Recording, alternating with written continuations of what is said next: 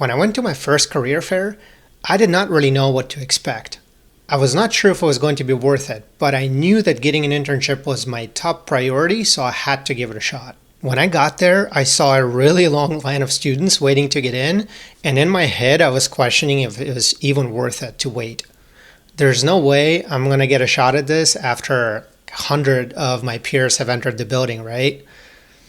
And skipping classes that I'm already struggling in is just another thought that's going through my head at that time. Spoiler alert, that career fair helped me land my first internship and definitely got me callbacks from multiple companies. I have already made a video about my first internship experience, and I'll go ahead and drop a link in the description below in case you're interested in checking that out. On the other hand, it was a lot harder to get my other internship without a career fair. So why is that? Here's how career fairs typically work. A university will organize space and time for a career fair. They will advertise it to its students and employers, and companies are generally required to pay for that booth at a career fair.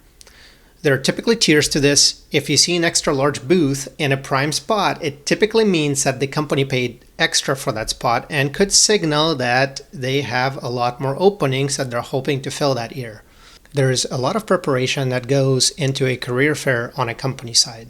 The recruiters will generally advertise internally and get a group of people to commit with assisting at a fair. In the case of engineering career fairs, you will likely see a lot of engineers assisting the recruiter as they try to get a group of people that's most qualified to speak with students at a particular fair. In a lot of cases, you will see alums from your own school working in a job that you're trying to get, representing the company. All of this is good for you. These people are there to fill positions and they are serious about it. They have literally dedicated a chunk of money and time to come speak with students and fill quotas for the openings. Engineers representing the company that you will meet at the career fair are kind of the front line for the recruiter. They're typically there to give thumbs up or thumbs down for each individual candidate after having a brief conversation with them, collecting their resume, and telling them a bit about the company. Now, don't quote me on this because each company is going to be a little bit different, but I think the general idea applies. Use the career fair to your advantage. This is your time to ask as many questions as you'd like about the company and also ask for tips. For example, in just one day, you can get many sets of eyes on your resume and collect a bunch of feedback from people who are actually evaluating resumes for students. This is probably the best place to get resume feedback and practice your elevator speech. An important note here, you should come to the fair as prepared as possible. You do need to have your resume and elevator speech ready to go, but you could definitely refine them at the career fair with real-world advice. And I will drop a link to my blog post about software engineering resumes in the description below if you're interested in that. Once the career fair is over, the recruiters will typically tally up all the numbers of all the students they've spoken with and make the decision on which students they're going to call back. Sometimes you might get a call back the same day. From there, they will generally try to schedule an interview as soon as possible.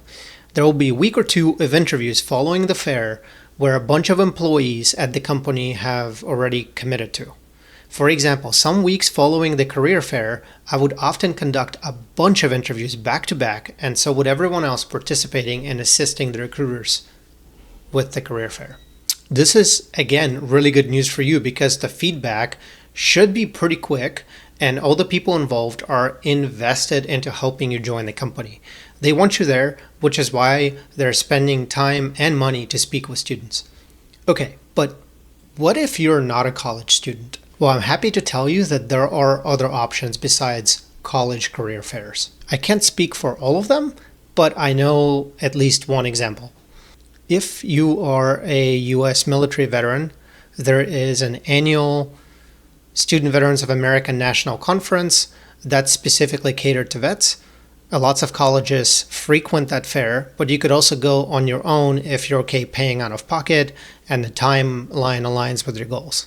To sum it up, after attending a bunch of career fairs, both as a student and as a recruiter assistant, I believe that career fairs are the best way to get into a tech company quickly while you're still in college. If you're on the fence about going to a career fair, I would say it's definitely worth it. I hope this helps you out, and I will see you in the next one.